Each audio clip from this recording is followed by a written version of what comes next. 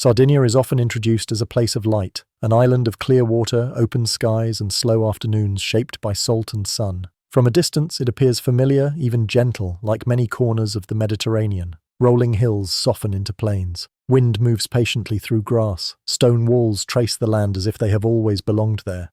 Nothing announces danger. Nothing signals that this place should hold unanswered questions. And yet, the longer the island is observed, the more that calm begins to feel rehearsed. The land does not behave like a backdrop. It feels active, watchful, shaped by choices rather than erosion alone. Plateaus rise where they do not need to. Valleys open with a strange sense of order. Rocks appear gathered, not scattered, placed rather than fallen. Even before anything unusual is named, the island gives the impression that it has been arranged, not decorated, not improved, but quietly structured by hands that are no longer present. Then the towers begin to appear.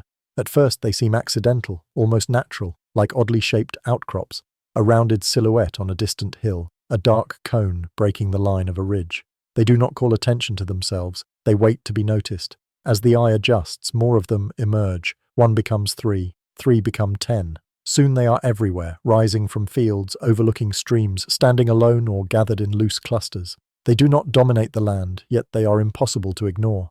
These structures are made of stone, but not in the way ruins usually are. There are no arches collapsing into dust, no columns lying broken. The stones are stacked with care, fitted without mortar, balanced by weight and precision alone. Each tower narrows as it rises, forming a shape that feels intentional, almost disciplined. They look less like buildings and more like decisions made permanent. What unsettles the observer is not simply their presence, but their number. Thousands of these towers cover the island, not dozens, not hundreds. Enough to suggest repetition, planning, and shared understanding across generations. Too many to be monuments, too consistent to be experiments. Their density defies the idea that they were rare or symbolic. Whatever they were for, they were normal, expected, necessary, and yet nothing explains them. No inscriptions wait at their entrances, no names are carved into their stones, no stories survive to tell who raised them or why. The land offers no guide, no legend that clearly belongs to them. Even time seems reluctant to speak. There are no dates announced here, no tidy markers to anchor them within familiar eras. The towers exist outside the comfort of timelines, older than the histories that usually claim authority. This absence begins to weigh on the listener. In most places, ancient structures are accompanied by words. Someone, somewhere wanted to be remembered. Here, memory stands without explanation. The towers do not argue for meaning. They do not perform for attention. They simply remain, as if endurance itself were the message. The landscape absorbs them without ceremony. Grass grows against their bases. Sheep move past their shadows. Paths bend gently around them, as though the island learned long ago to accommodate their presence rather than question it. The towers feel less like interruptions and more like punctuation marks placed into the terrain. There is a subtle discomfort in realizing how easily they are accepted. Modern eyes are trained to search for signs, plaques, reconstructions, anything that says, "This is important." Sardinia offers none of that. The importance is implied, not declared. It rests in the quiet fact that an entire island learned to live among these structures without ever explaining them to the future. Standing before one of these towers, it becomes difficult to tell whether it belongs more to the land or to the people who built it. The stone is local, the form is deliberate, the silence is complete. Whatever intention shaped it has not survived in words, only in mass and placement. The towers do not point toward answers, they point inward toward the unsettling realization that understanding may not be guaranteed. This is where the familiar image of Sardinia begins to fail. The island is not merely scenic, it is layered. Beneath its calm surface lies a pattern too deliberate to dismiss and too quiet to decode. The towers do not announce a mystery, they embody one. Long before Rome imposed order, before Greek sailors named coastlines, before myths tried to explain the Mediterranean, this island was already organized according to rules we no longer recognize. Something here valued repetition over display, permanence over explanation. The land remembers that choice, even if history does not. As the view narrows from hills and valleys toward the towers themselves, the question shifts. It is no longer about whether Sardinia holds a secret. It is about why the secret was never meant to be spoken at all. There is a strange humility in that silence. These structures do not compete with the sky or command the horizon. They settle into it. They suggest a culture comfortable with restraint, one that invested enormous effort into construction while refusing the urge to explain itself. The island feels shaped by restraint as much as ambition, by a confidence that ETT meaning did not need to travel beyond its own time. For the listener, this creates an unease that is difficult to name. We are used to ruins that beg for interpretation, that invite restoration or storytelling. The towers do neither. They allow observation, not entry into certainty. Each one feels complete yet incomplete in the same breath. This opening view is only a threshold. The land has shown what exists, but not how it was used or what it demanded of those who lived among it. The silence is not empty, it is preparatory. To move closer to the towers is to accept that explanation may not arrive. Only deeper questions shaped in stone and shadow and patience remains. The towers reveal themselves slowly, as though they prefer not to be approached too quickly. From a distance, they read as shapes rather than structures, rounded forms rising from the earth, neither sharp nor decorative, their outlines softened by time and weather. Only when the observer moves closer does their true nature become unavoidable. These are not accidents of geology, they are constructions, deliberate and exact, assembled with a care that refuses to fade even after centuries of exposure. Each tower rises from the ground as if grown rather than built. Large stones form the base, some wider than a person is tall, stacked without mortar, relying only on balance, friction, and knowledge that has not survived its makers. The stones narrow as they climb, forming a cone that feels both stable and tense, as though gravity itself is being negotiated rather than obeyed. There is no excess, no flourish. Every stone seems to exist only where it must. Standing at the entrance, the scale becomes personal. The doorway is small, forcing the body to slow, to bow slightly, to leave the open air behind. Inside, the temperature changes, sound changes, light thins, thick walls close in, swallowing echoes, pulling attention inward. The passage curves gently, denying any straight line of sight. It is impossible to take in the whole space at once. The tower reveals itself gradually, room by room, shadow by shadow. There is a strange precision in the darkness. Stones interlock overhead in a narrowing spiral, each one placed to support the next, forming a ceiling that feels heavier the longer it is studied. The air is still. Even footsteps seem hesitant, as if the space itself resists disturbance. Whatever once happened here was not meant to be hurried. The tower does not invite movement, it enforces it. What unsettles is not only how these structures were built, but how consistently they resist classification. Some stand alone, isolated in open fields, with no obvious settlement around them. Others are surrounded by clusters of buildings, suggesting communities gathered close, organized around the tower as a center. Some occupy hilltops with wide views of the surrounding land. Others sit low, near water, partially hidden by terrain. There is no single pattern that explains them all. If they were defensive, their placement makes little sense. Many overlook nothing strategic. If they were homes, their interiors are impractical, dark and confining. If they were symbols of power, they lack any sign meant to impress or intimidate. There are no carvings to announce authority, no ornament to declare wealth, no inscriptions to preserve names. The towers do not tell stories. They refuse to perform. This refusal creates a quiet tension. Modern structures are designed to communicate purpose. A building announces what it is for, either through form, signage, or record. These towers offer none of that. They stand complete and silent, indifferent to interpretation. The absence feels intentional, not careless, not unfinished, intentional.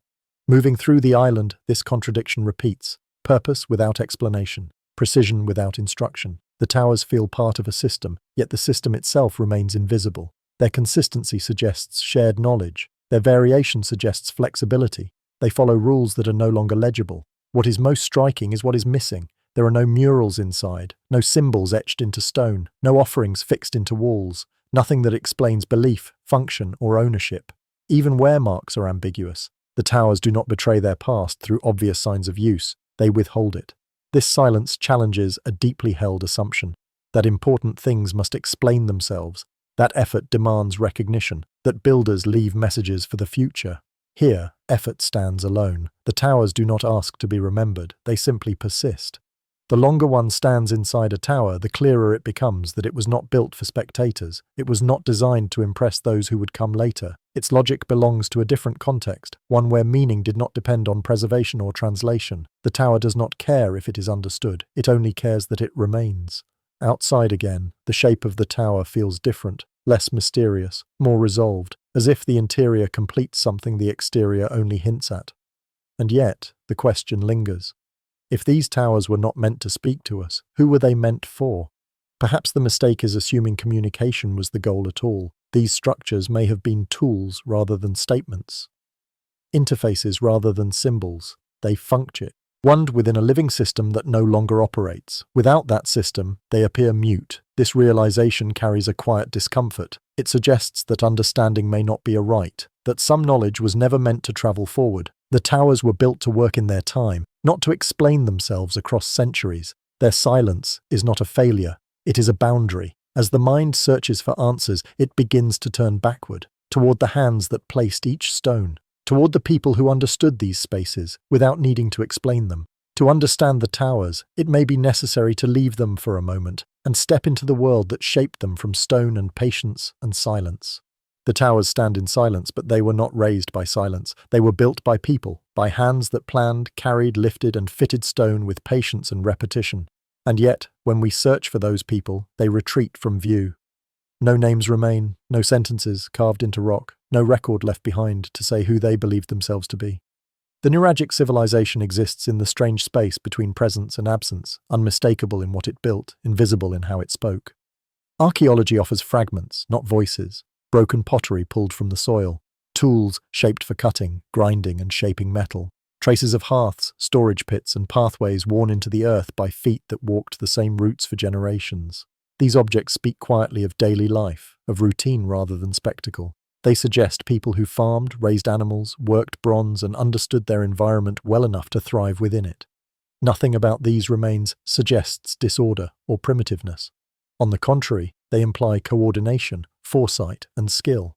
Yet none of these fragments explain why the towers exist, or how such large projects were organized without leaving instruction behind. There are no tablets recording labor, no symbols marking ownership, no graves proclaiming lineage or rank. The Nuragic people did not carve their leaders into stone, did not declare their victories, did not announce their beliefs in ways that survived them. They built, and then they let the building speak on its own. This absence unsettles modern expectation. We are conditioned to believe that power demands record, that complexity produces documentation. Here, complexity appears without commentary. The people capable of shaping an island with thousands of stone towers chose not to shape a story about themselves. The result is a civilization known almost entirely through what it did, not what it said. Later observers tried to fill that silence. Greek travelers mentioned the island in passing, often framing its inhabitants as distant or strange. Roman writers reduced them to rough outlines, describing resistance, remoteness, inconvenience. These accounts tell us more about the outsiders than about the Nuragic people themselves. They flatten a long, layered culture into brief impressions written from the edge rather than the center. The civilization becomes something observed, not understood. What remains consistent is the sense that the Nuragic people were not isolated. Trade objects appear in the archaeological record, suggesting contact with other Mediterranean societies. Materials moved, ideas traveled, and yet the core of the culture remained inward-facing. Interaction did not translate into adoption of writing or monumental self-description. The Nuragic world absorbed influence without surrendering its own habits of silence. It is tempting to romanticize this restraint, to imagine it as deliberate wisdom. But the evidence does not invite fantasy. It suggests practicality, a society focused on function, continuity, and adaptation rather than display. Their priorities appear rooted in land use, seasonal rhythm, and communal effort. The towers may have been central to that system, but they were not accompanied by explanations because none were needed within their own time. The frustration scholars feel when studying this civilization is not accidental. It mirrors the experience of encountering something that was never meant to be decoded by strangers centuries later. Every excavation reveals more structure and less certainty. The more the material uncovered, the clearer it becomes that the missing pieces were not lost, they were never made for us. Bones reveal diet and health, tools reveal craft, settlements reveal planning. But none of it answers the question that lingers beneath every stone. Who did these people believe themselves to be? The Nuragic civilization left behind no self-portrait, only an environment shaped by repeated decisions that made sense to those living within it. Their disappearance follows the same pattern. There is no collapse layer thick with ash, no sudden abandonment frozen in time. The towers remain standing while daily life slowly shifts around them. New influences arrive, old habits adapt. The culture blends, thins, and eventually dissolves into the broader Mediterranean world. It does not end, it fades. This quiet ending feels consistent with everything that came before. A people who did not announce themselves also did not announce their departure. Their identity did not depend on preservation. What mattered persisted long enough to serve its purpose, then yielded without ceremony. In this way, the Nuragic civilization challenges a deeply held idea about history itself. That survival depends on narrative. That memory requires inscription. Here, a society endured for centuries without securing its own explanation. Its most lasting achievement was not a text or a name, but a landscape altered so thoroughly that it still raises questions long after the answers have vanished. The towers outlived the people who understood them because understanding was never meant to outlast use. Meaning existed within practice, not proclamation. Once the practice ended, the meaning receded with it. This realization shifts the way the story must be told. The Nuragic people cannot be approached through kings or chronicles. They must be approached through structure, rhythm, and pattern, through how they organized themselves well enough to act together again and again without leaving instruction behind. To move closer to them, the focus must shift from what they did not say to how they lived together. The next step lies not in searching for lost words, but in examining the quiet systems that allowed an entire society to build in stone without ever writing its name. When archaeologists search for power, they usually know where to look. They expect height, separation, excess, palaces that rise above homes, tombs larger than life, symbols that announce authority through scale and decoration. In Sardinia, those signs never appear. There are no royal compounds set apart from daily life, no monumental graves claiming bloodlines or divine right, no central structures that declare command over the land. What exists instead is something quieter and far more difficult to explain. Villages do not orbit palaces, they gather around towers. Across the island, patterns repeat with subtle variation. Small settlements cluster near a single nuraghe, sometimes several, arranged without rigid symmetry, but with clear intention. Homes sit close enough to suggest cooperation, yet not so tightly packed as to imply control. Pathways connect dwellings to shared spaces. Storage areas appear communal. The layout feels negotiated rather than imposed, as though decisions were made collectively, adjusted over time, and reinforced through habit rather than decree. This arrangement challenges a familiar story. We are taught that large projects require hierarchy, that coordination demands command. Empires, kings, and administrators dominate the histories that survive because they wrote them. Sardinia presents another possibility. Thousands of towers were built, maintained, and reused over centuries without leaving evidence of centralized rule. The scale is undeniable. The authority behind it is not. If leaders existed, they did not elevate themselves in stone. If power was exercised, it did not separate itself from ordinary life. There are no structures that clearly belong to an elite class, no spaces marked as forbidden or exclusive. The towers themselves are accessible, integrated into the fabric of daily existence. They do not loom above villages, they stand within them. This suggests a different relationship between people and structure. Rather than serving as symbols of dominance, the towers may have acted as anchors, fixed points around which life organized itself, places that held meaning not because they commanded obedience, but because they offered continuity. Their permanence may have provided stability in a world shaped by seasons, weather, and uncertainty. The absence of kings does not mean the absence of order. On the contrary, order appears deeply embedded. Farming requires coordination. Construction at this scale demands shared standards. Metalworking relies on knowledge passed carefully from hand to hand. None of this happens by accident. It happens through agreement, repetition, and trust built over time. What emerges is the possibility of a distributed society, one where responsibility is shared rather than concentrated, where authority moves through relationships instead of sitting at the top of a visible hierarchy. Such systems leave few traces that modernize recognize as power, yet they can be remarkably resilient. They adapt rather than fracture. They endure without needing to announce themselves. The towers may have played a role in this balance, not as thrones or fortresses, but as focal points, places where decisions were made, resources stored, rituals observed, or safety found during moments of tension. Their presence could unify without ruling, guide without commanding. In this way, stone replaces crown, structure replaces sovereign. This idea unsettles deeply held assumptions. History often equates complexity with domination, progress with expansion, success with control. The Nuragic world suggests another path, one where cooperation scales without conquest, where building does not require subjugation, where permanence is achieved through repetition rather than decree. There is no proof that this system was peaceful or ideal. Conflict leaves traces even without kings, but there is little evidence of internal collapse driven by power struggles or elite excess. The settlements persist, the towers are maintained, life continues within a stable framework for generations. Perhaps this stability is why the Nuragic civilization did not announce itself. Power that depends on visibility must be defended. Power that depends on participation sustains itself quietly. There is nothing to glorify when authority belongs to everyone and no one at once. Standing among the remains of these villages, it becomes difficult to imagine orders shouted from above. Instead, one imagines discussions, shared labor, customs reinforced through memory rather than law. The towers do not dominate the people. The people belong with the towers. This reframing changes the question entirely. Instead of asking who ruled, the more revealing question becomes how they coordinated. How did trust form? How were decisions resolved? What values held this system together strongly enough to endure without carving its leaders into stone? The answers do not appear clearly, and perhaps they never will. But the possibility alone is enough to disturb familiar narratives. It suggests that history's loudest voices are not always its most effective builders. Understanding this order without kings prepares the ground for a deeper mystery. If these towers were not instruments of rule, then their purpose must lie elsewhere. To grasp why they mattered, the story must now turn away from social structure and toward the towers themselves, asking not who controlled them, but what role they played in a world that functioned without rulers at all.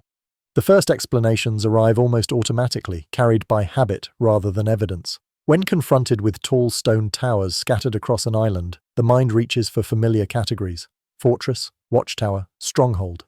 These are words shaped by centuries of warfare and walls, by histories where height means defense and stone means protection. At first glance, the Nuraghe seem to fit. They are thick, they are heavy, they endure. It feels reasonable to assume they were built to keep something out. But reason begins to strain almost immediately. There are too many of them. Fortresses are rare by necessity, expensive in labor and materials, placed where they matter most. Sardinia does not follow this logic. Towers appear everywhere, even in locations with little strategic value. Many overlook no roads, no passes, no coastlines. Some sit low in valleys where visibility is limited. Others rise within easy walking distance of one another, too close to serve independent defensive roles. A system designed for protection would not spread itself so thin. Their construction raises further doubts. Defensive architecture usually anticipates attack. Battlements, arrow slits, reinforced gates. The Nuraghe offer none of these with consistency. Entrances are small but not easily defended. Interior spaces are narrow and vertical, difficult to occupy in numbers. There is no clear evidence of sustained conflict within their walls. Weapons are scarce. Damage from siege is absent. The towers feel solid but not martial. If they were watchtowers, the problem deepens. Lines of sight rarely align into a clear network. Many towers cannot see one another at all.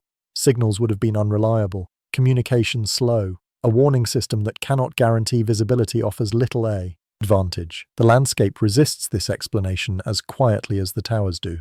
Attention then shifts to the idea of residence. Perhaps these were homes or seats of local elites. This explanation feels gentler, more domestic, yet the interiors resist comfort. Light barely enters. Smoke would have lingered. Living spaces are cramped, cold, and vertical, poorly suited for daily life over long periods. Storage areas exist, but not in ways that suggest households. The towers do not feel lived in, they feel used.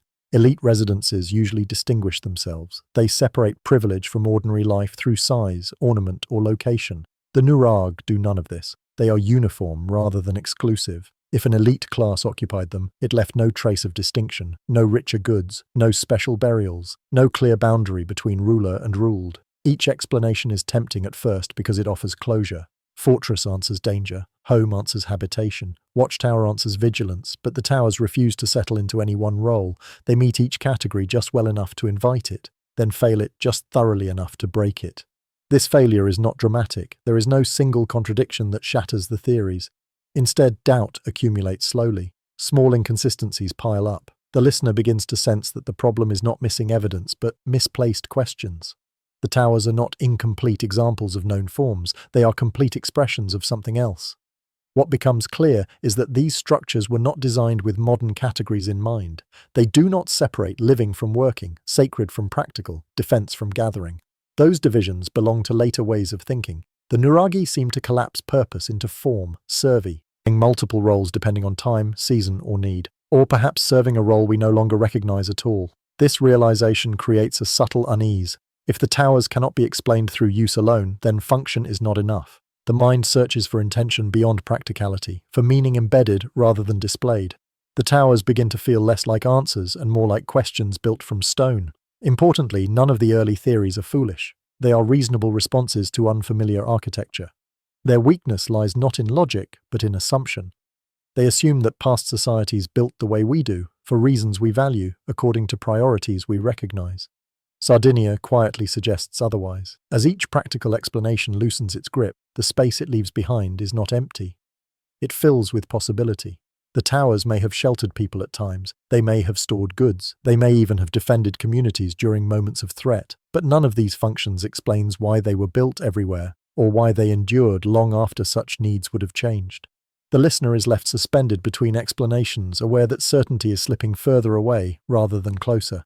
This suspension is not frustration, it is invitation. An invitation to consider that usefulness may not have been the primary goal, that something unseen guided their design. In this moment of uncertainty, the towers begin to do something unexpected. They slow the pace of thought. They resist quick resolution, encouraging patience rather than conclusion.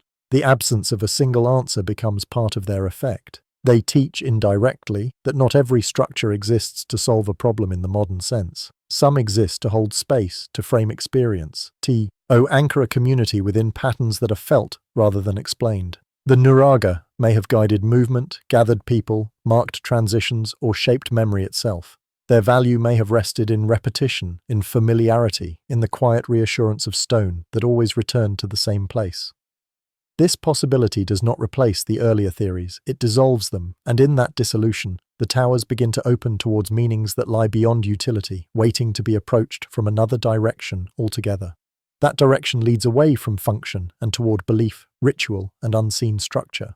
When practical explanations begin to thin, another possibility quietly takes their place. It does not arrive with certainty or proclamation. It emerges through pattern, repetition, and restraint. Across Sardinia, subtle details repeat within the towers and around them, details that do not serve obvious physical needs. Shallow basins carved into stone appear in and near certain structures, positioned where water could collect or be poured with intention. Their placement feels deliberate, not convenient. Water gathers, reflects, disappears. It does not defend or shelter, it participates.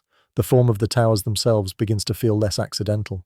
The narrowing interior, the circular walls, the upward pull of the space all guide attention away from the horizon and towards something above. Sound behaves differently inside these chambers. A footstep echoes longer than expected. A voice lingers, reshaped by stone. The towers do not amplify noise, they contain it, turning sound inward until it feels almost physical. Silence inside them is never empty, it feels held. Looking across the island, repetition becomes impossible to ignore. The same shapes return again and again. The same proportions, the same careful balance between enclosure and openness. This kind of consistency suggests shared meaning rather than mere convenience. It implies that the builders were following ideas as much as instructions, ideas that mattered enough to be repeated thousands of times. Some towers align with natural features rather than strategic ones. Openings face rising ground, distant peaks, or stretches of sky that change subtly with the seasons. These alignments are not precise enough to declare fixed calendars, yet they are too consistent to be random. They hint at attention rather than calculation, at watching rather than measuring. Across prehistoric Europe, sacred spaces often share this quality. Stone circles, passage graves, and standing stones rarely explain themselves through use alone. They frame experience, they shape how people move, pause, and observe. They create moments where the ordinary rhythm of life briefly shifts. The Nuraghe fit uncomfortably well within this broader pattern, even as they remain unique in form. What distinguishes them is their integration into daily life. These were not distant shrines visited only on special occasions. They stand among villages, near fields, beside paths walked every day. If ritual occurred here, it did not separate belief from living. It wove them together. Stone was not a boundary between worlds, it was a meeting place. This possibility reframes the towers entirely. They become less like shelters and more like instruments, places designed to shape experience rather than contain people. The darkness inside them may have been intentional, encouraging focus, inward attention, or transition. The thickness of the walls isolates sound and temperature, creating a subtle sense of removal from the outside world. Entering a tower feels like stepping out of ordinary time. Importantly, none of this requires dramatic ceremony. Ritual does not need spectacle to matter. In many ancient societies, repetition itself carried meaning. The act of returning to the same place, moving through the same space, hearing the same echoes season after season builds significance slowly. The towers may have been less about events and more about continuity.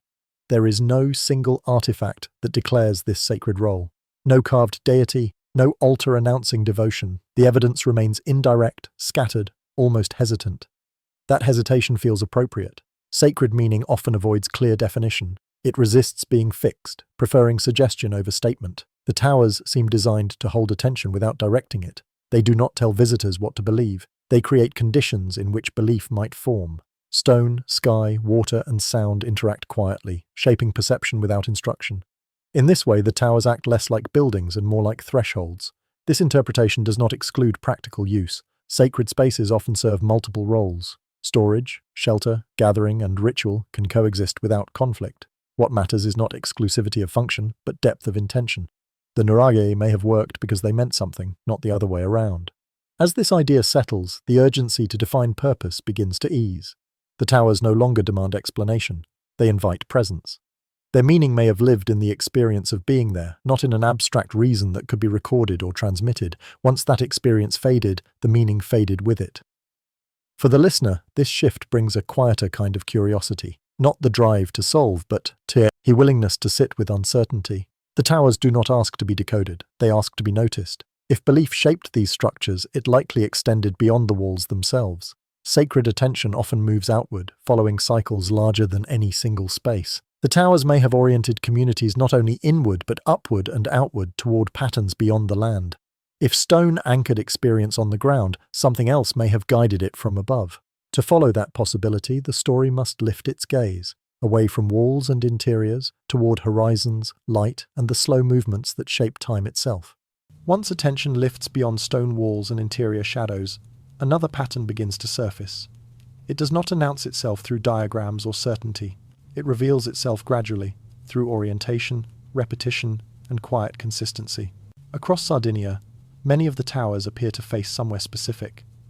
Not always the same direction, not with mechanical precision, but with a care that suggests observation rather than accident. Some entrances open toward points on the horizon where the sun lingers longer at certain times of year. Others align with valleys that catch first light after winter darkness begins to recede. A few seem positioned in relation to the moon's long cycle, where its rise shifts slowly across decades, returning only after years have passed. No single tower provides proof. One alignment could be coincidence. Two could be chance. But hundreds, spread across an island, begin to feel deliberate. The restraint of the evidence matters here. There are no markings counting days, no symbols naming stars, no inscriptions explaining what was being watched or why. The towers do not announce themselves as observatories. They do not dramatize their connection to the sky. They simply sit where they sit, year after year, century after century, letting light and shadow pass through them in familiar ways. In societies without writing, the sky was not an abstract concept. It was a calendar, a guide, a source of reassurance and warning. The movement of the sun told people when to plant and when to wait. The moon shaped tides, cycles of fertility, patterns of travel. Stars marked direction and season, not through charts, but through memory. Observation was not science as we know it. It was survival carried gently through ritual and habit.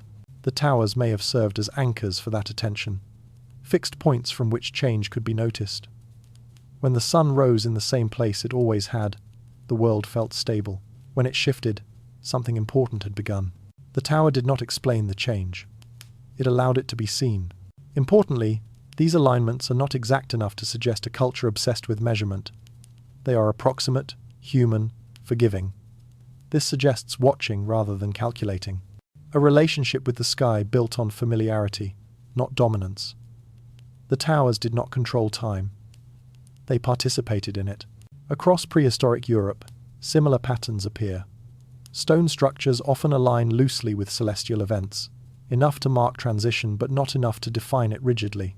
These spaces do not reduce the sky to numbers. They honor it as presence. Sardinia fits comfortably within this broader instinct, even as its towers remain uniquely dense and persistent. The repetition across the island is what gives the idea weight. Different communities, separated by distance and terrain, oriented their towers in ways that reflect shared attention. Not identical choices, but related ones. This suggests a common understanding passed through experience, rather than instruction. No teacher needed to write it down. The sky was always there to demonstrate. Standing near a tower at dawn or dusk, it becomes easier to imagine this relationship. The stone catches light unevenly. Shadows move across curved walls. Openings frame pieces of sky rather than the whole. The effect is subtle, but persistent. Over years, it would become familiar, comforting, a rhythm embedded in architecture. This possibility reframes the towers once again. They are not merely sacred spaces set apart from daily life. They are instruments for noticing change, tools for remembering where one stands within larger cycles. In a world without written calendars, architecture becomes memory. There is humility in this approach. The towers do not claim ownership over the sky. They do not reach upward aggressively. They remain grounded, allowing the sky to pass over them, as it always has. Time moves. Stone waits. Meaning emerges in between. The absence of certainty remains important. Scholars debate these alignments. Some are convincing, others are ambiguous. The narrative does not demand resolution. What matters is the pattern of attention, not the precision of outcome. The Nuragic people appear to have cared deeply about orientation, about relationship between land and sky, without needing to formalize that care into doctrine. For the listener, this adds another layer of quiet complexity. The towers now feel like mediators between earth and movement, between stability and change. They ground communities while reminding them that nothing remains fixed. Even stone participates in cycles when placed with intention. If the towers help track time, even loosely, then they shaped more than belief. They shaped life. Agricultural rhythms, seasonal gatherings, moments of pause and preparation would have flowed outward from these shared reference points. Time would not have been counted. It would have been felt. This realization prepares the story for its next movement. Observing the sky is never an end in itself. It exists to guide action, to structure living. If the towers mark transitions in light and darkness, then they likely anchored the rhythms of work, rest, gathering, and release that defined the Nuragic world. To understand what these alignments meant, it is no longer enough to look upward.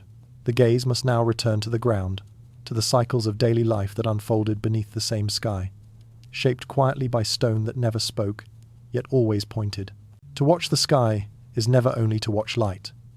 It is to prepare for what comes next. For the Nuragic people, attention to sun and moon would have flowed naturally into the most basic need of all: survival. Seasons mattered more than dates. Change mattered more than years. Life unfolded not as a story moving forward, but as a rhythm, returning again and again. Agriculture depends on timing that cannot be rushed. Plant too early, and frost claims the seed. Wait too long, and the ground hardens.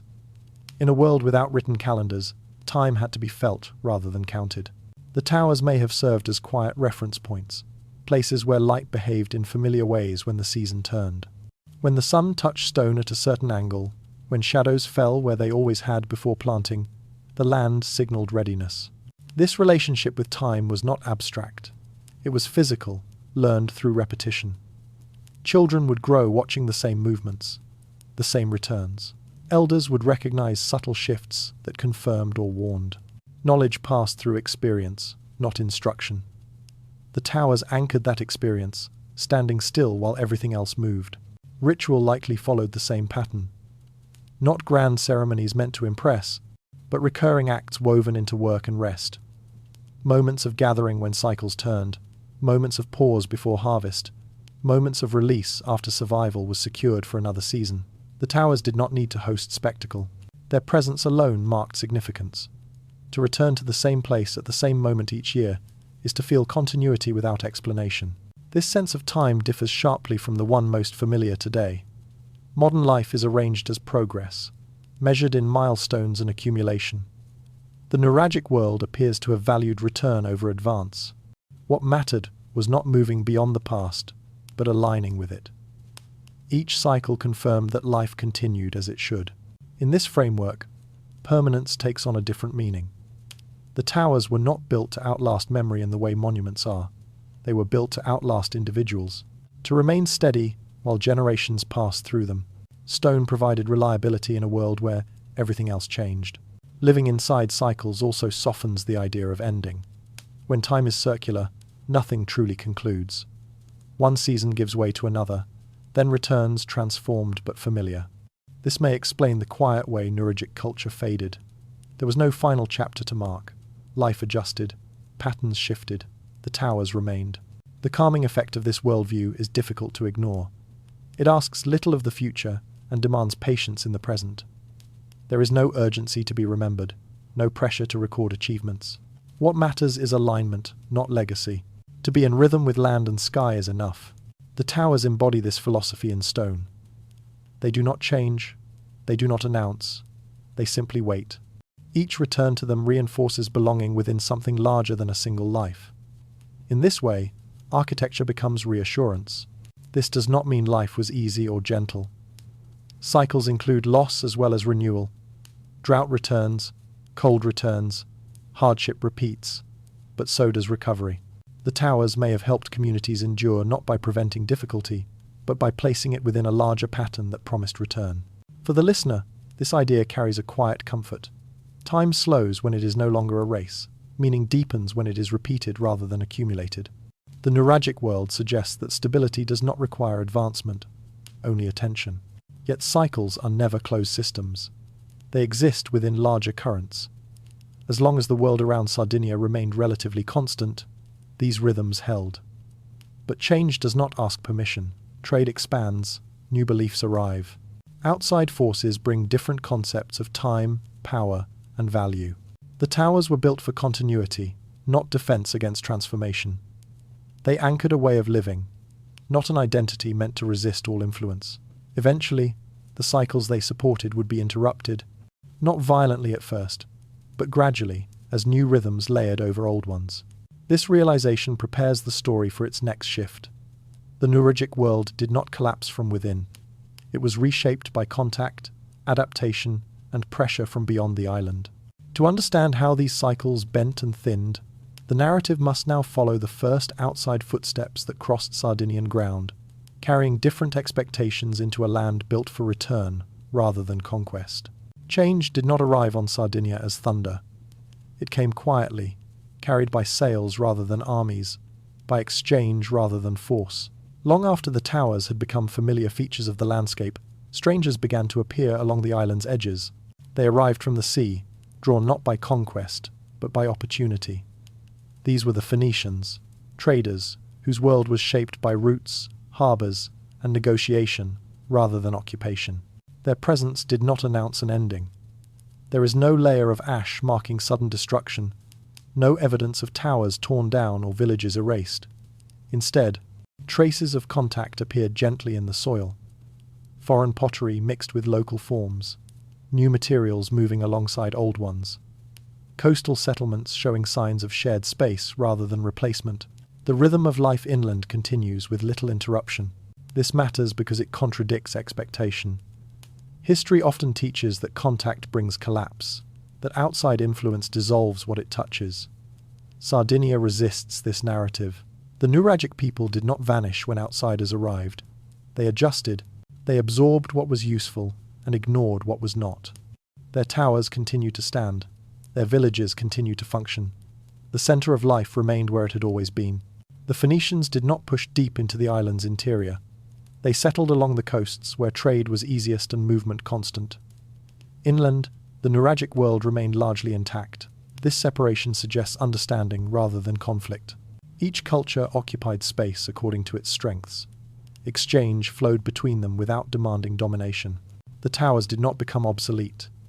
They were not abandoned or dismantled.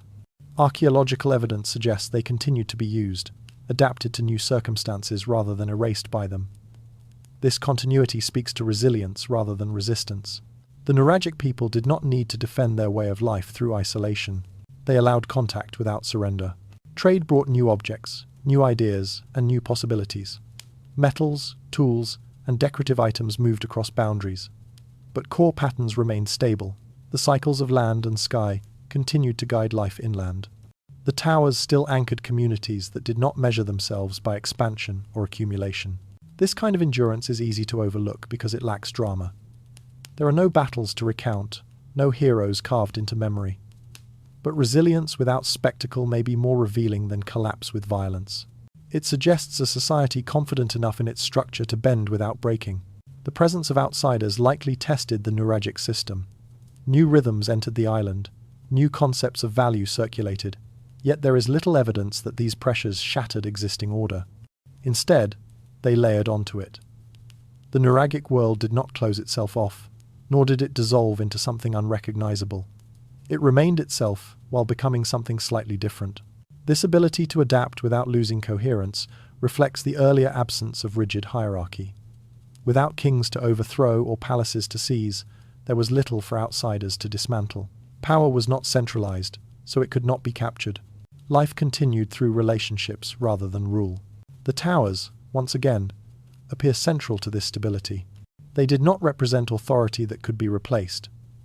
They represented continuity that could be shared. Their meaning did not depend on isolation. It survived contact. From a distance, this period may appear uneventful, but its quiet success is significant. Many societies fracture under the pressure of external influence. Sardinia did not. It absorbed contact as another cycle, another adjustment within a larger rhythm. For the listener, this moment offers relief. It suggests that change does not always arrive as catastrophe. That survival can take the form of accommodation rather than resistance.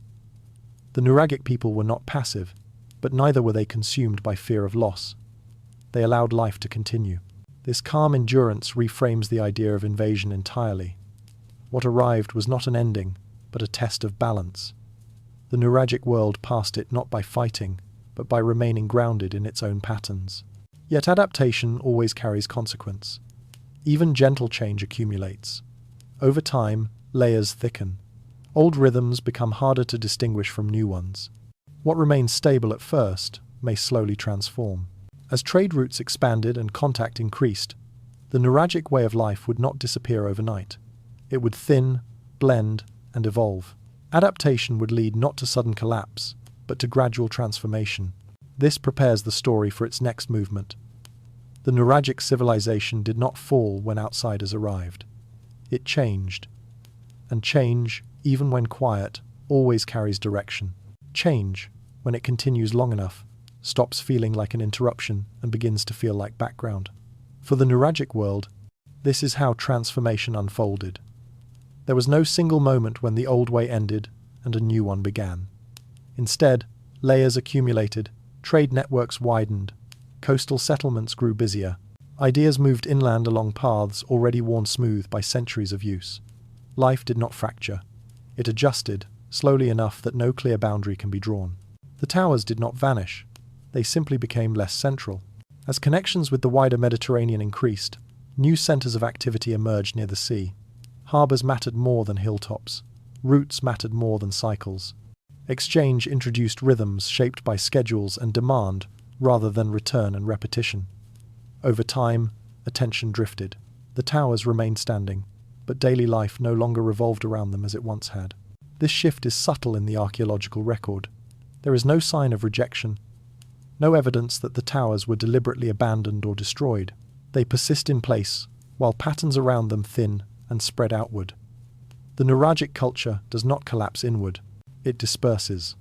This dispersal challenges one of history's most persistent habits, the need to frame every ending as failure. We look for invasion, disaster, or decay because they fit familiar narratives. Sardinia offers something quieter. The Nuragic world did not lose a war. It did not exhaust its resources beyond recovery. It did not disappear under pressure. It blended. Objects tell this story gently. Nuragic pottery begins to share space with foreign forms. Local styles soften, absorb, adapt. Tools change shape. Materials circulate more freely. What once felt distinct becomes harder to separate. Identity does not end. It becomes porous. The towers, once anchors of daily rhythm, now serve different roles. Some may still be used occasionally. Others become landmarks, reference points, reminders of older patterns. They shift from active centers to silent witnesses. Their meaning changes without being erased. This process is difficult to accept because it denies drama. There is no final stand to memorialize, no tragedy to resolve. Instead, there is continuity without identity, survival without declaration. The Nuragic people did not insist on being preserved as they were. They allowed themselves to become something else. This may not have felt like loss at the time. When identity is lived rather than proclaimed, it does not require protection. There is no banner to lower when change arrives. Life continues under new arrangements, informed by old habits that no longer need to be named. For the listener, this reframing invites reflection. Disappearance is not always violence. Sometimes it is release. A culture can complete its work and step aside without erasing what it contributed. The towers remain not as monuments to a fallen world, but as evidence that a world once functioned well enough to leave them behind. This blending also explains the difficulty of drawing clear lines around Nuragic identity. It resists definition because it did not end cleanly. It thinned into something broader, something harder to isolate. The absence of a collapse layer is not a gap in evidence. It is the evidence. The idea of choice lingers here, not as a dramatic decision, but as a pattern of response. The Nuragic people chose adaptation over resistance, absorption over isolation. Whether conscious or instinctive, this response allowed life to continue without rupture. Yet absorption does not mean immunity. As systems grow larger, they bring different expectations. New forms of authority, new concepts of order, new demands on land and labor begin to take shape.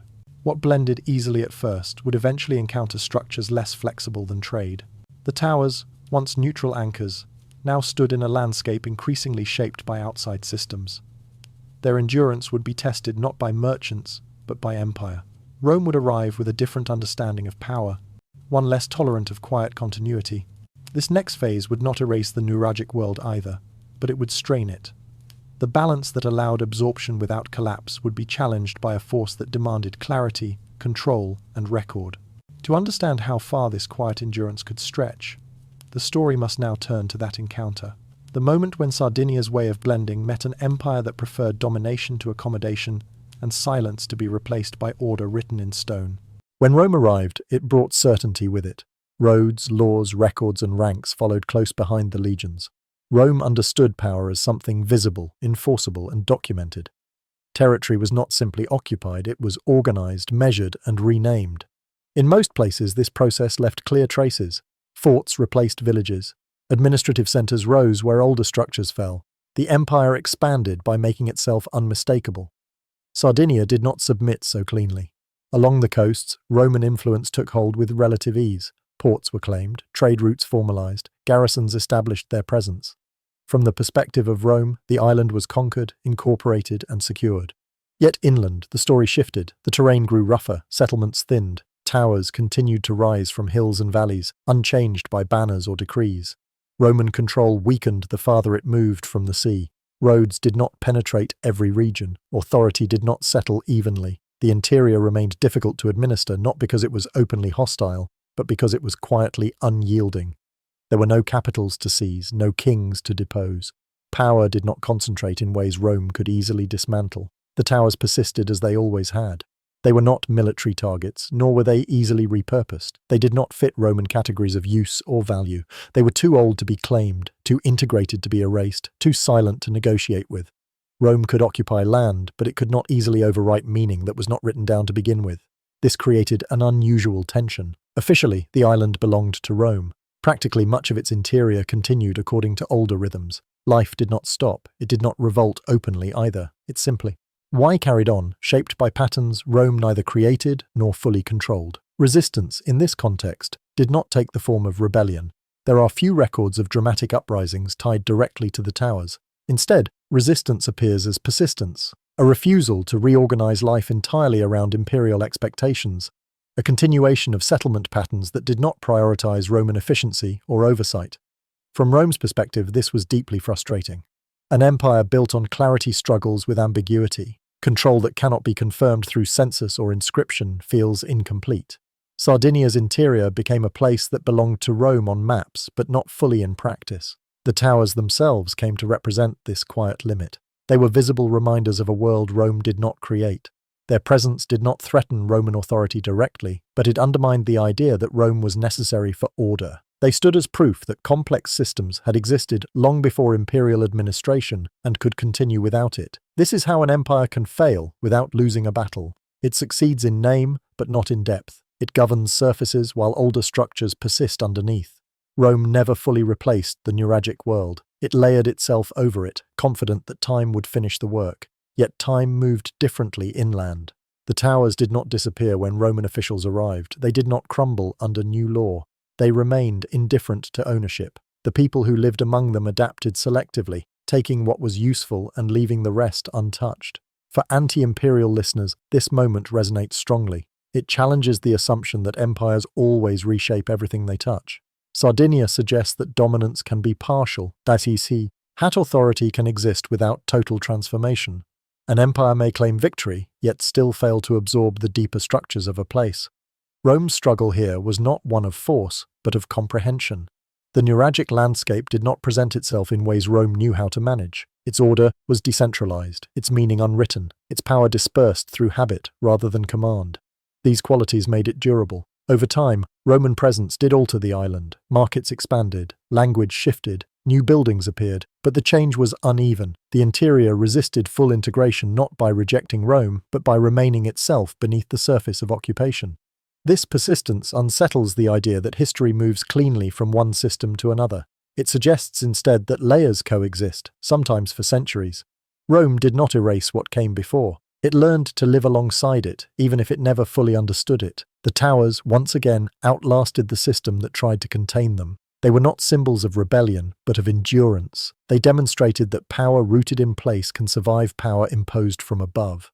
For Rome, Sardinia was never a dramatic failure. It remained within the empire's borders. Taxes were collected. Order was maintained along the coast. But the interior told a different story, one Rome recorded imperfectly and interpreted poorly. This sets the stage for the next tension. An empire that values record will eventually try to explain what it cannot control. Rome would write about Sardinia, describe its people, and define its past. In doing so, it would transform silence into misunderstanding, replacing quiet endurance with narratives that revealed more about the empire than the land it claimed. When Rome failed to fully absorb Sardinia's interior, it turned to something it understood far better than quiet persistence: description. Empires may struggle to control what they cannot reorganize, but they rarely hesitate to explain it. Words become a substitute for mastery. What cannot be reshaped on the ground is reshaped on the page. Roman writers did not encounter the Nuragic world as participants. They observed it from the outside through brief contact, administrative reports, and inherited rumor. Their accounts describe the island's interior as backward, stubborn, difficult. The people appear as obstacles rather than neighbors. The towers become curiosities or inconveniences, mentioned without interest in their origin or meaning. Silence is interpreted not as intention, but as absence. These descriptions harden into record. Rome names what it sees, classifies what resists classification, and moves on. There is little patience for ambiguity. In Roman thinking, a culture that does not declare itself must be lacking something essential. Order without inscription appears incomplete. Complexity without hierarchy seems primitive. The Nuragic people never correct these impressions. They leave no counter-narrative behind. No written voice rises to complicate Rome's version. Silence deepens, and with it, distortion. What began as misunderstanding becomes inheritance. Over time, these Roman perspectives solidify into historical foundation. Later generations read them not as opinion, but as fact. The Nuragic world is flattened into a footnote, defined by what it was not rather than what it was. Its achievements are reduced to curiosities. Its structures become puzzles without context. The towers survive, but the language used to describe them narrows. This is one of history's quiet violences, not destruction, but reduction. A complex society is translated into terms that do not fit it, then judged by those terms. The absence of kings becomes a lack of organization. The absence of writing becomes a lack of intelligence. The refusal to announce power becomes evidence that power never existed. For skeptical listeners, this moment strikes a familiar nerve. Authority often belongs to those who speak loudest, not those who understand most deeply. Rome's record carries weight, not because it is accurate, but because it endured. Ink outlasted stone in the archive, even when stone outlasted ink in the ground. The towers suffer under this legacy. Scholars approach them already framed by ancient dismissal. They are treated as anomalies, remnants of something unfinished, rather than expressions of a complete system. Questions are shaped by assumptions inherited rather than observed. Interpretation begins from distortion rather than curiosity. What is lost in this process is subtle but profound. The Nuragic world becomes defined by mystery alone, stripped of coherence. Silence, once functional and intentional, is reinterpreted as deficiency. A culture that chose not to explain itself is judged for failing to explain itself to us. This misreading deepens the distance between modern observers and ancient builders. The towers are no longer encountered as parts of a living system, but as isolated artifacts awaiting translation.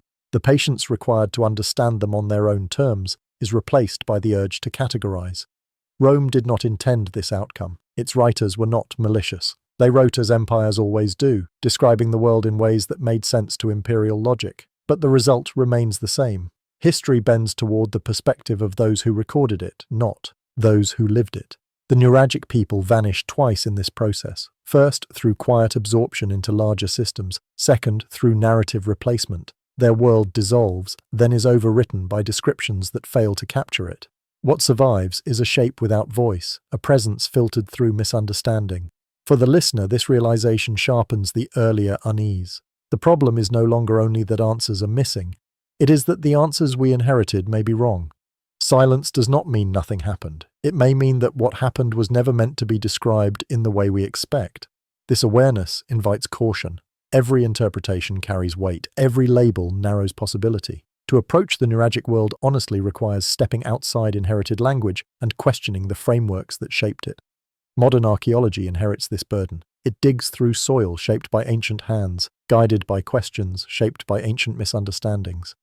The towers are approached through Roman eyes long after Roman power has faded. To move closer to truth, those distortions must first be recognized. Only then can the silence be heard not as absence, but as evidence of a different way of being in the world. The next stage of the story unfolds within that tension, between what the ground reveals and what the record insists, between material clarity and narrative distortion.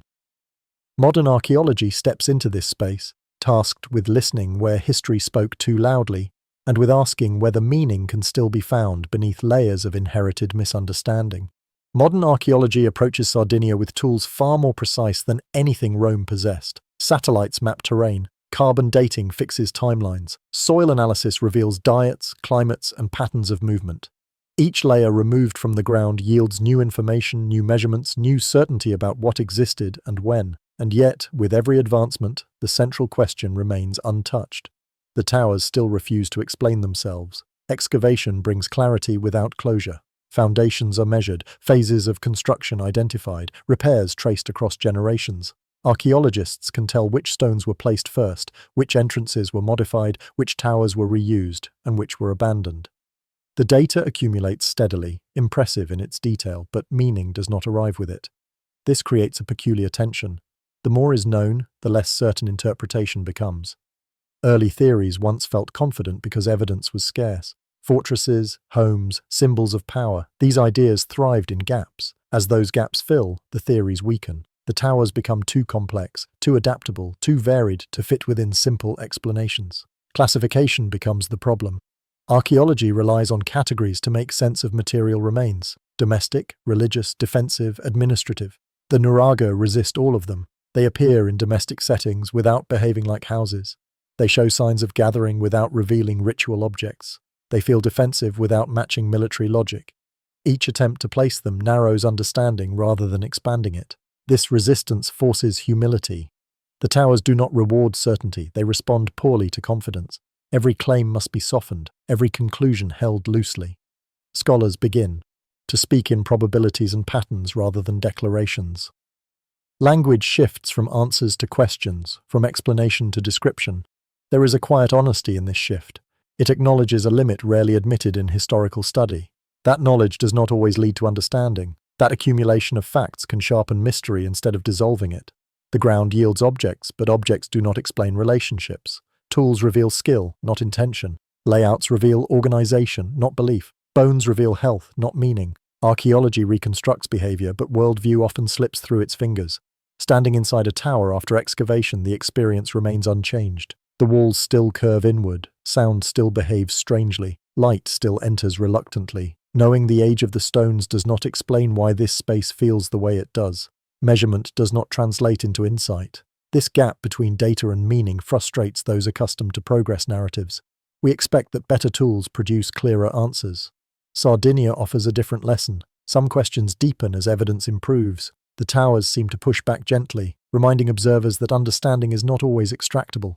For viewers drawn to intellectual humility, this moment resonates strongly. It challenges the idea that the past exists to be solved. that ancient societies must conform to modern frameworks once enough information is gathered. The Nuragic world suggests that some systems were complete within themselves and incomplete only when viewed from the outside. The frustration archaeologists feel mirrors the frustration listeners may feel as well. There is a desire for revelation, for a final explanation that brings coherence. Instead, the story offers restraint. The towers remain grounded, unreactive to scrutiny. They do not change under attention. This does not mean archaeology fails. It succeeds remarkably at reconstructing context. It situates the Nuragic world within time, climate, and exchange. It proves continuity, adaptation, and resilience. What it cannot do is translate experience, meaning lived in movement, repetition, sound, light, and shared understanding. Once those elements disappear, no amount of data can fully restore them. The towers were not meant to be read. They were meant to be inhabited. This realization reframes the role of modern inquiry. Archaeology becomes less about solving and more about listening, less about defining purpose and more about respecting ambiguity. The most responsible conclusions may be the ones that stop short of certainty, and yet inquiry does not stop. New methods continue to emerge, offering fresh ways of seeing old structures. The questions remain the same, but the perspective shifts. Technology begins to widen the frame, not by answering what the towers meant, but by revealing how they relate to one another across the landscape. Patterns invisible at ground level start to appear from above. As excavation reaches its interpretive limits, a different kind of observation takes over, one that does not dig downward, but looks outward and across.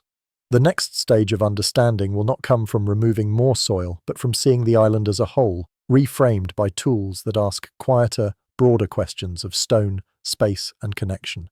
When the focus lifts away from individual towers and begins to take in the island as a whole, something changes. The question is no longer what a single structure meant, but how thousands of them relate to one another. Modern mapping technologies make this possible. From above, the land reveals connections invisible at ground level. Distances, clusters, alignments, and gaps begin to form a web that no excavation trench could ever show. The result is not clarity, it is expansion. Seen together, the towers do not form a uniform grid, nor do they scatter randomly.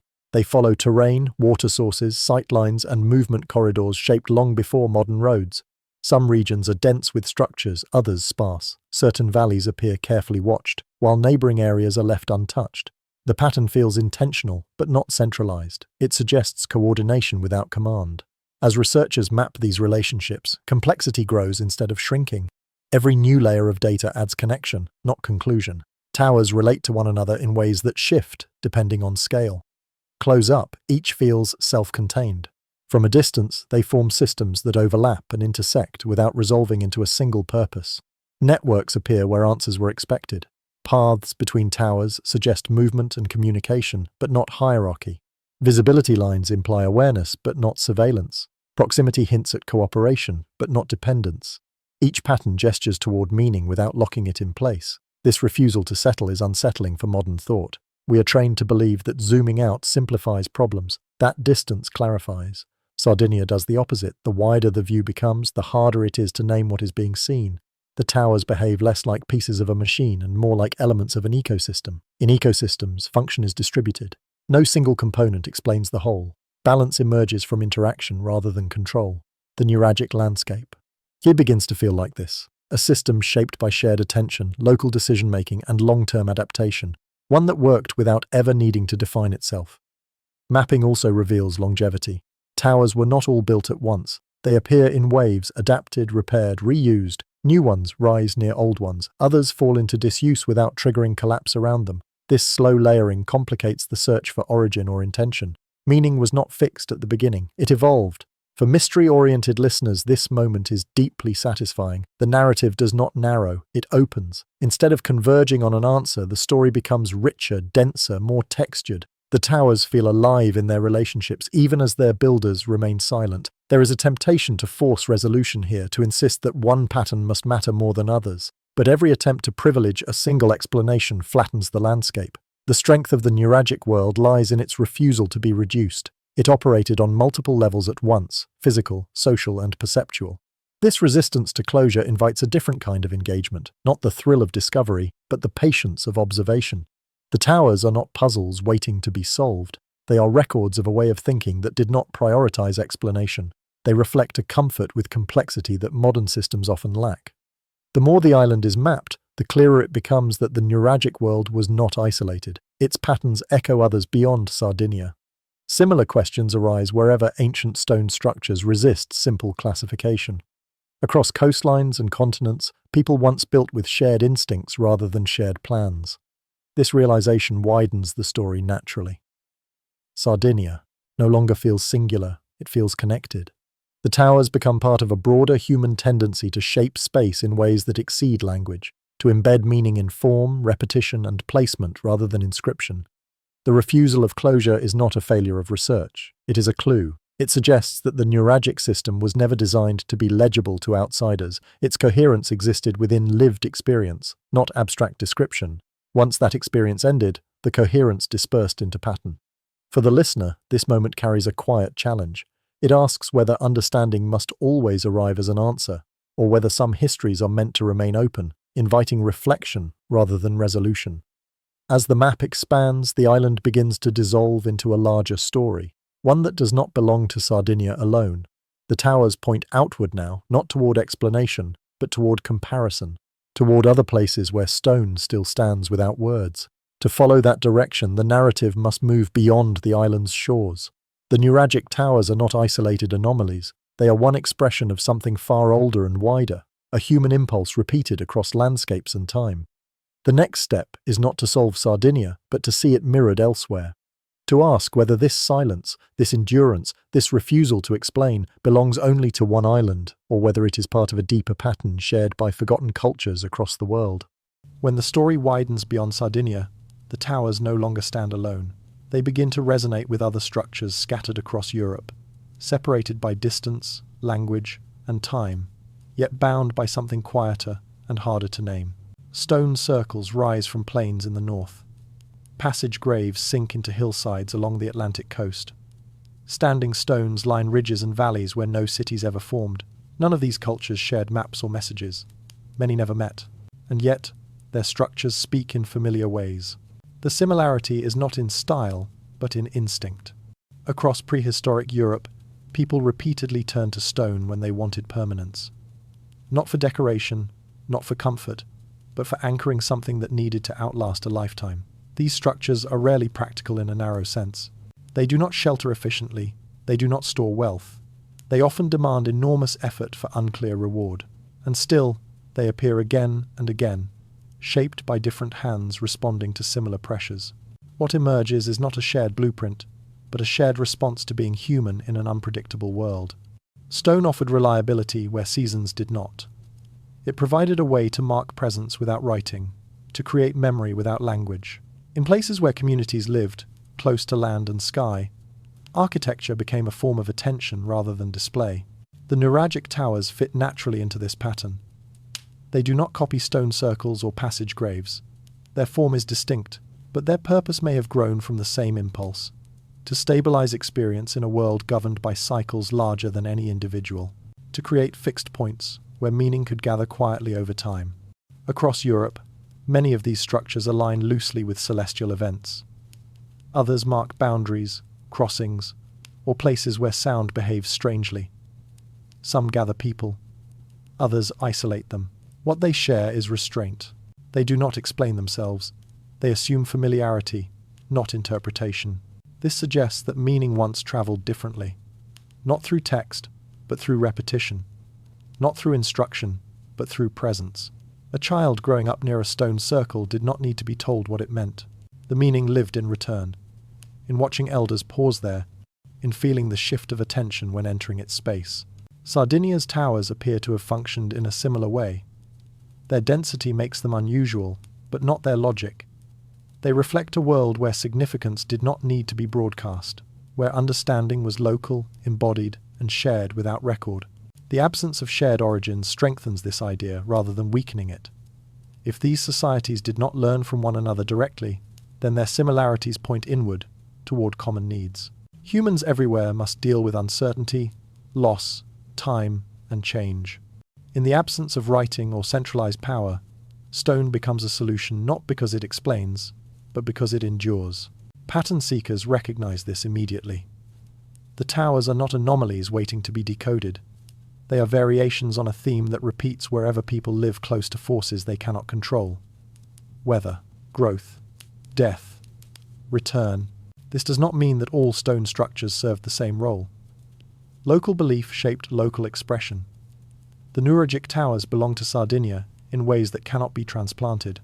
But their existence alongside similar efforts elsewhere suggests a shared confidence that meaning could be built into the world itself, not stored separately from it. Modern thinking often separates function from belief, practicality from ritual. Prehistoric architecture rarely respected that divide. A place could be useful because it was meaningful, and meaningful because it was used. The towers may have gathered people, marked seasons, stored goods, and shaped ritual all at once, without contradiction. Seeing Sardinia reflected across Europe also softens the need for a single explanation. The towers do not have to mean one thing to matter. Their power lies in their capacity to hold multiple roles across time, adapting as communities changed while remaining rooted in place. This wider view invites humility. It reminds us that the past does not owe us clarity.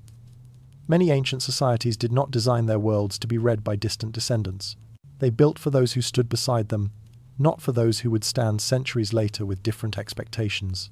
The echoes across Europe suggest that the Nuragic people were not isolated thinkers. They were part of a broader human response to living without guarantees.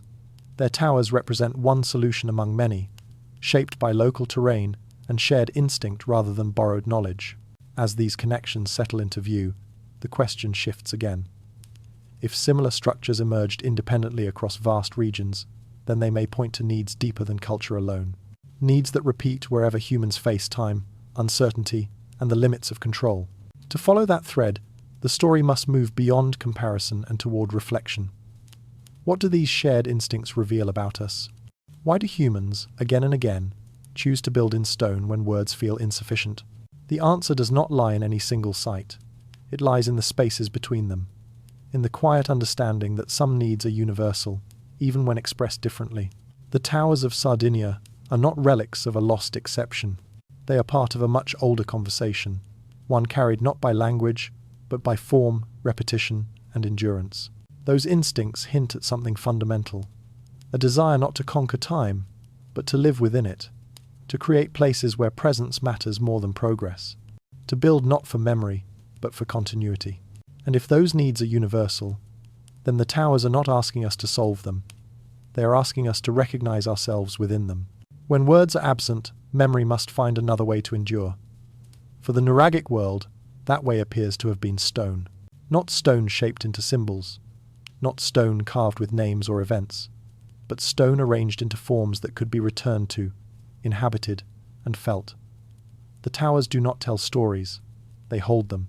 In societies without writing, memory does not live in records, it lives in repetition, in movement through familiar spaces, in returning to the same place at the same moment, generation after generation.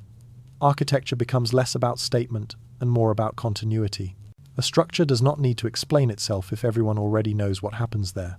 The towers seem built for this kind of remembering.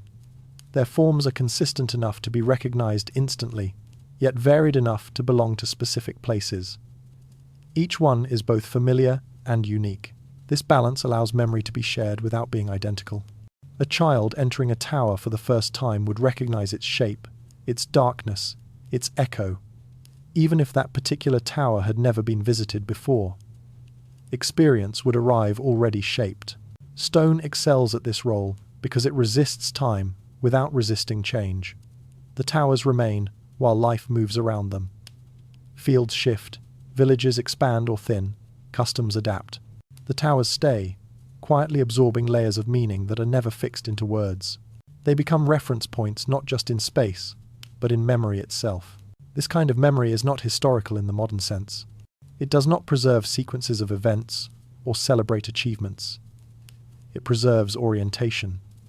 It reminds people where they are, how they belong, and what has returned before. The towers anchor identity without defining it. They allow people to remember without narrating. In this light, the absence of decoration begins to make sense. Symbols freeze meaning. They demand interpretation. The Nuragic towers avoid this trap.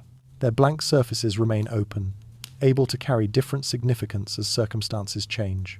What mattered could evolve without needing to be erased or rewritten. Architecture as memory also explains the tower's endurance through cultural blending. As the Nuragic world absorbed outside influence, the towers did not need to defend a fixed identity. They could hold new meanings alongside old ones. A place once used for one purpose could quietly adapt to another without losing its role as anchor. Emotionally, this creates a different relationship between people and place. Memory becomes collective rather than recorded. It lives in habit, not archive. To forget is not to lose information, but to stop returning. As long as people continued to pass through these spaces, memory remained active. Even when daily use faded, the towers did not become meaningless. They shifted into background presence, landmarks, silent witnesses. Their role as memory holders softened, but did not disappear. Stone does not demand attention. It waits. For reflective listeners, this idea resonates deeply. It suggests that not all memory needs to be spoken to survive, that some forms of knowing are carried through the body rather than the mind, through familiarity rather than explanation. Modern culture often equates memory with preservation, with recording everything to prevent loss. The Nuragic towers propose an alternative. Memory survives through use, not storage, through return, not documentation. When return stops, memory fades naturally, without catastrophe. This reframes the silence surrounding the towers. They are not empty because meaning was lost. They are quiet because meaning was never verbal. What the towers remembered was never meant to be translated. It was meant to be lived. Standing before one today, that memory is inaccessible, but not absent. The structure still shapes experience. It still slows movement, alters sound, redirects attention. Even without knowing why, the body responds. In this way, the towers continue to function as memory devices, carrying traces of a worldview that no longer has words. This realization shifts the story inward. The question is no longer what the towers were for, but what they allowed people to feel. Stability, continuity, belonging within cycles larger than any single life. The towers offered reassurance, not through explanation, but through presence. Architecture as memory also explains why the Nuragic world did not insist on legacy. Legacy requires audience. Memory requires participation. Once participation ended, the need for legacy ended with it. The towers were never meant to speak to strangers centuries later. They were meant to serve those who stood beside them. For us, this creates a gentle barrier. We can observe, measure, compare, but we cannot fully enter the memory they held because we no longer live within its cycles. The towers remind us of that limit without hostility. They simply stand. As the narrative turns inward, the focus moves away from external comparison and toward meaning itself. Not meaning as definition, but meaning as experience. What did it feel like to live among structures that did not explain themselves? To belong to a world where return mattered more than progress? These questions do not seek answers in evidence. They ask for reflection. They invite the listener to notice how much of modern life depends on explanation, and how rare it has become to trust presence alone. The Nuragic towers remain because stone remembers differently than words. It does not preserve stories. It preserves conditions. It holds space for meaning to occur again and again, until the world that needed it moves on. Now, with function exhausted and comparison widened, the story reaches a quieter threshold. To understand what these towers still offer, the gaze must turn fully inward, away from use, away from origin, away from explanation.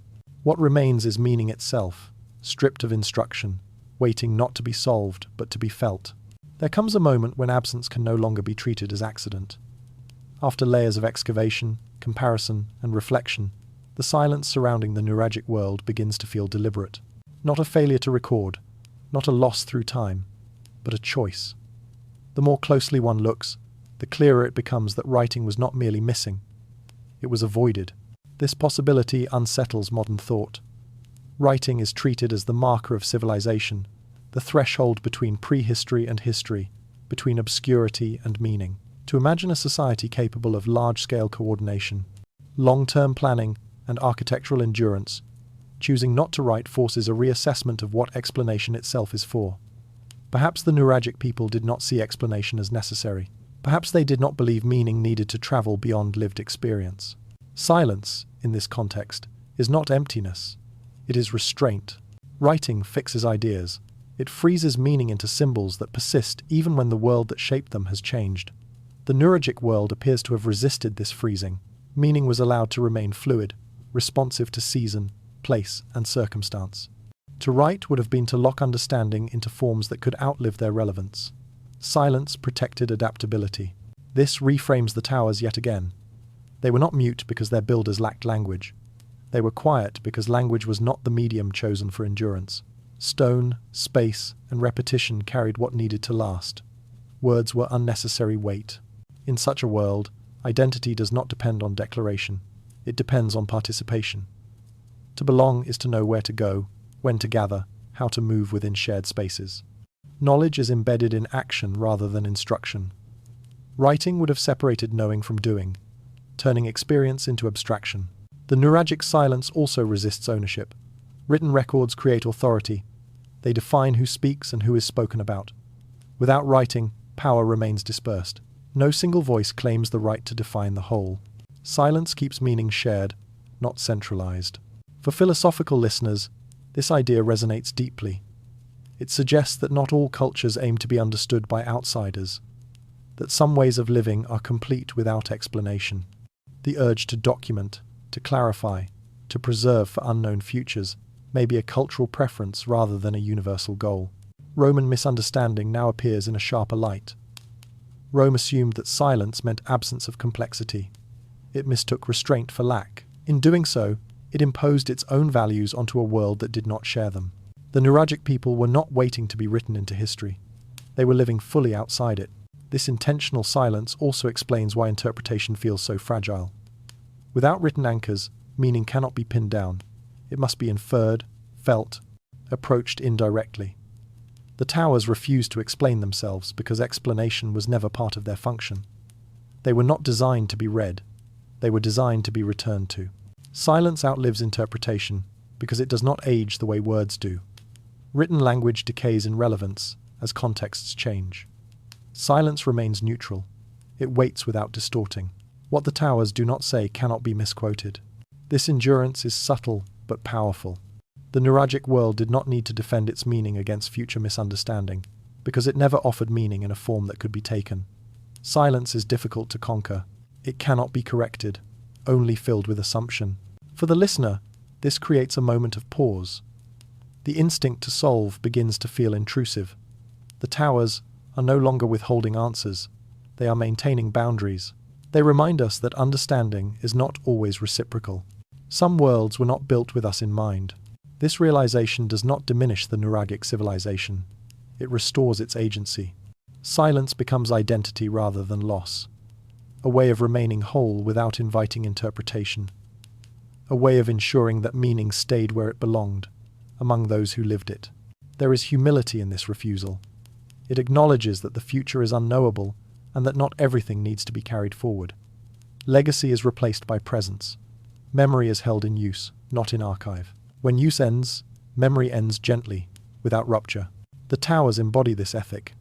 They stand without explanation, not as puzzles, but as reminders that explanation itself is a cultural choice, one that the Nuragic people did not make. As time passes, interpretations come and go. Scholars propose theories, revise them, abandon them. Each attempt reveals more about the interpreter than the interpreted. The silence remains unchanged. In this way, silence outlives interpretation. It absorbs projections without becoming them. The towers do not confirm or deny, they endure. This endurance carries a final implication. If silence was the message, then the message was not meant to travel. It was meant to hold, to create a world that functioned without needing to justify itself beyond its own time. The story now approaches its quiet conclusion. Having traced land, stone, people, pattern, and refusal, what remains is not an answer, but a presence. Silence does not ask to be broken. It asks to be respected. And in respecting it, we begin to understand something rare. That not every civilization seeks to be known. Some seek only to be lived. Long after names have faded, after customs have thinned and blended, the towers remain. They stand where they have always stood, unchanged by the passing of explanations that once surrounded them. Stories vanish easily. They depend on memory, on repetition, on voices willing to carry them forward. Stone does not. It waits without needing to be recalled. This endurance without narrative feels unsettling at first. We are accustomed to measuring significance by remembrance.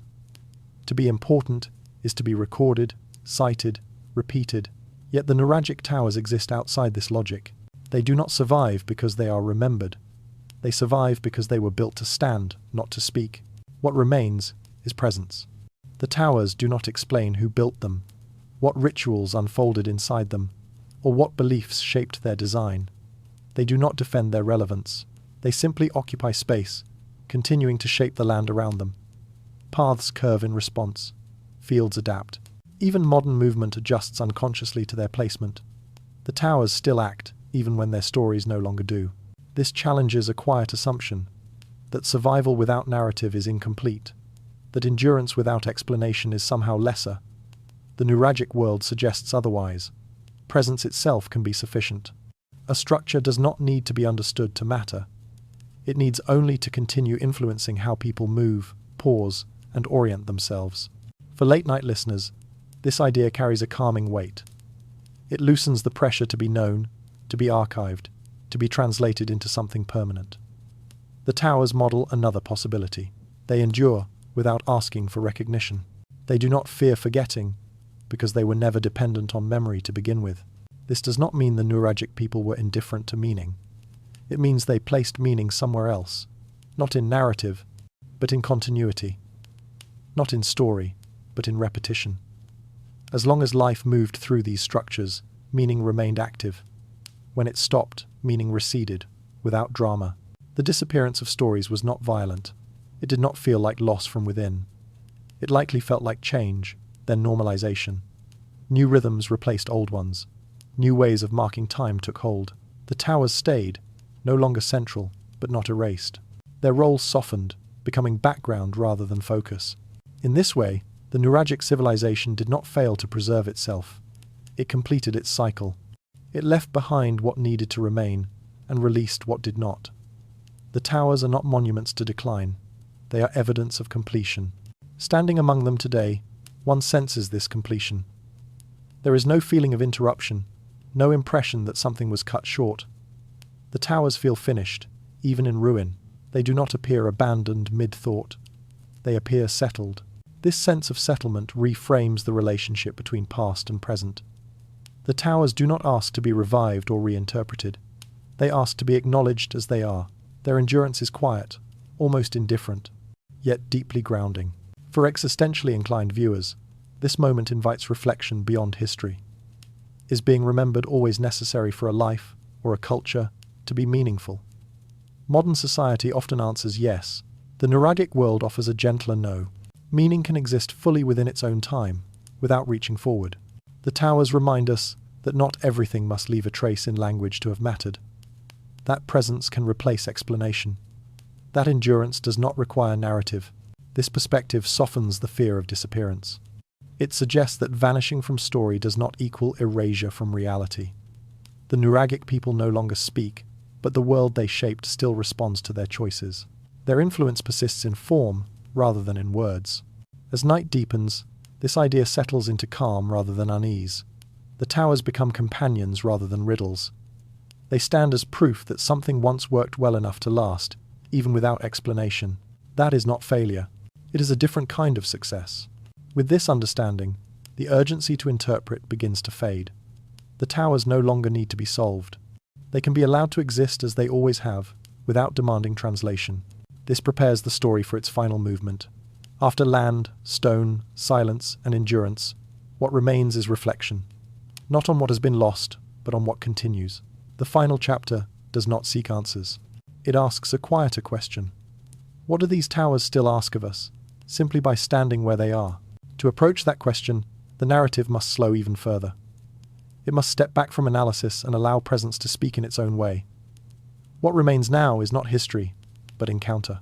By this point in the journey, the question has changed. It is no longer, what were the towers for?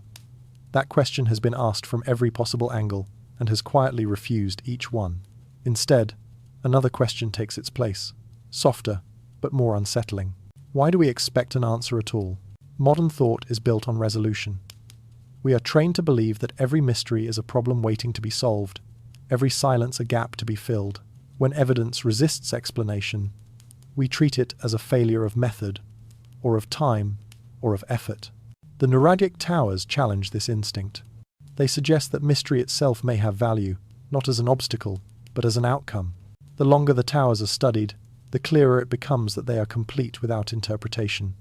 They do not feel unfinished. They do not feel broken.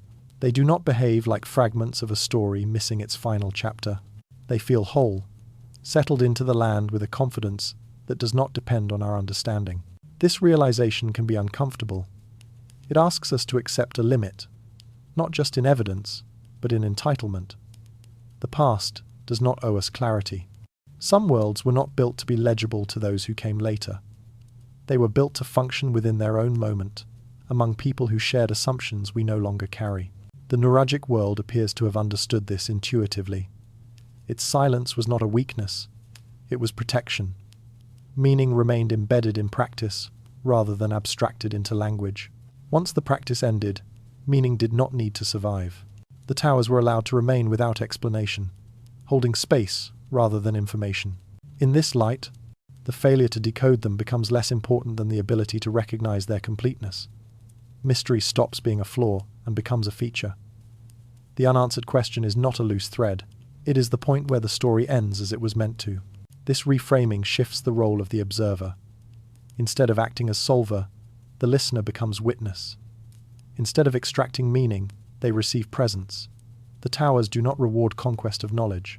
They reward patience. Audiences comfortable with ambiguity feel this shift instinctively. There is a calm that arrives when the need for resolution fades. The pressure to reach a conclusion dissolves, replaced by a quieter appreciation of what remains unresolved. Not everything must be named to be real. The Nuragic towers offer a rare lesson in restraint. They demonstrate that a culture can invest immense effort into building something lasting without demanding that it be understood forever. That endurance does not require explanation. That legacy is optional. This lesson runs counter to much of modern anxiety. We record obsessively because we fear being forgotten. We explain constantly because we fear being misunderstood. The towers embody another possibility. They accept forgetting as part of the cycle. They accept misunderstanding as irrelevant. Knowledge, in this sense, has limits not because humans are incapable, but because some truths were never meant to be carried forward. The Nuragic people did not fail to communicate. They chose a form of meaning that did not travel beyond its use. This does not diminish them. It elevates them. It suggests a confidence rare in history, a willingness to let the future go, to trust that what mattered would matter while it needed to, and no longer. The unanswered questions surrounding the towers are not empty. They create space. Space for reflection. Space for humility. Space for recognizing that our frameworks are not universal, and that other ways of being in the world existed, fully formed, without needing our approval. As the listener reaches this point, the story slows into something closer to meditation. The towers are no longer objects of study. They are reminders of limits, of patience, of the difference between knowing and understanding. To know is to gather information. To understand is to accept context. The Nuragic world may never be fully known, but it can be respected. And respect does not require answers. This realization widens the lens one final time. The question of limits does not belong to Sardinia alone. It belongs to history itself, to every culture that left traces without explanation, to every structure that endured without story. If the unanswered is the point, then the towers have succeeded perfectly. They have carried their silence across centuries intact. They have resisted reduction. They have preserved not information, but dignity. As the story prepares to move beyond the island, this lesson remains. Mystery is not always something to be solved. Sometimes it is something to be held. The final reflection does not seek to close the question. It allows it to open outward. Beyond Sardinia, beyond stone, toward a broader understanding of how humans relate to time, meaning, and the quiet acceptance that not everything must be known to matter. With that understanding in place, the journey can widen one last time.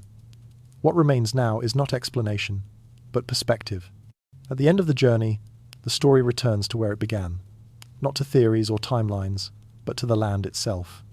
Sardinia rests beneath open sky, unchanged by the questions asked of it. Wind moves across grass. Stone absorbs light.